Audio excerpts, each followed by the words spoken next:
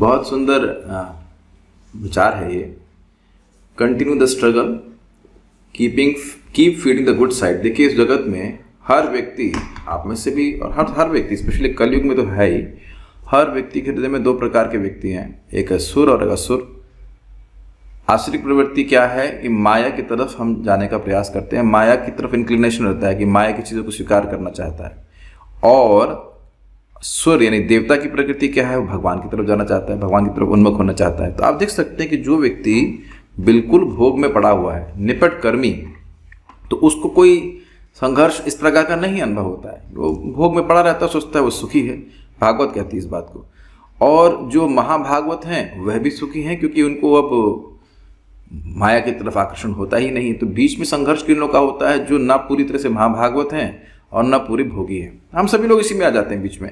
तो ये संघर्ष तो आप एक्सपेक्ट ही करो, ये संघर्ष एक्सपेक्ट ही करो। माया महाभागवतों को कुछ परेशान नहीं कर पाती है, लेकिन हम लोगों को खींचती है, खिंचाव का अनुभव करते हैं। लेकिन इसका अर्थ यह नहीं कि हम हमारा खिंचाव हमेशा वैसा ही बना रहेगा। जैसे जैसे हम नाम जप कर रहे हैं, हमारे आध्यात्मिक शक्ति बढ़ती जाती है। प्रभुपाद जी इस बात को बोलते हैं कि you don't know how much power you are transferring when you chant Hare Krishna and spread when you hear Hare Krishna. आप हरे कृष्ण मंत्र बोलते हैं और हरे कृष्ण मंत्र सुनते हैं तो उससे कितनी आध्यात्मिक शक्ति आपको प्राप्त होती है ये नहीं मालूम चलता है। इसलिए व्यक्ति संघर्ष से घबरा जाता है। और एनी हाउ जगत में संघर्ष, अपने अस्तित्व को बनाए रखना, प्रकृति स्थान कर्षति, ऐसे स्थान में रहना जहाँ हमारे स्वरूप से बिल्कुल अलग है, ऐसे अपने आप में संघर्ष है वो।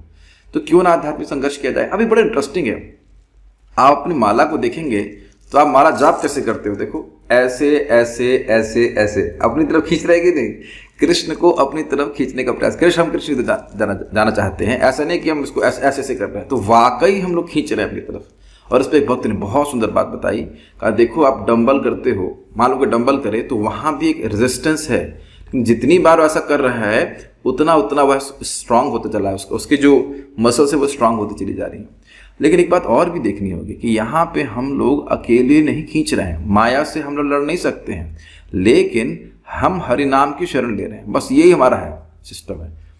और उसके साथ साथ हमारे पास भक्तों का समूह है, यहाँ पे सब लोग भक्ति कर रहे हैं, तो उससे हमको और आध्यात्मिक बल प्राप्त हो जाता है। इसी कारण से आप देखिए कि जीवन में बहुत सारी चीज़ें आती रहेंगी, लेकिन सुख दुख आते रहेंगे, दो ही चीज़ आती हैं। लेकिन अगर भक्तों के संगत में इस प्रकार से आप जप करते रहेंगे तो इस प्रकार से हर बार आपकी जीत ही हो रही है। और एक और बात समझ लीजिए कि हर भगवान श्री कृष्ण का नाम एक मंत्र है। कृष्ण, राम, हरि अपने आप में मंत्र है और वह जीव की अविद्या को नष्ट करने वाला है। अविद्या पूरी समाप्त तो आपका संघर्ष समाप्त हो जाएगा। और एवरी नेम, हर नाम हमारे सिस्टम में जा करके हमारे अज्ञान को नष्ट कर रहा है। तो ये जो इंक्लिनेशन टुवर्ड्स माया है इसको नष्ट कर रहा है, वो नष्ट कर रहा है और भगवान कृष्ण की तरफ उन्मुख होने की प्रवृत्ति इसको बढ़ा रहा है। तो प्लीज़ इससे कभी नहीं सोचना। बहुत बड़ा हताशा होता है कि सोचता है अरे लगता है 50 साल के बाद भी मैं इसी प्रकार से संघर्ष करूंगा। नहीं, आप नहीं करोगे।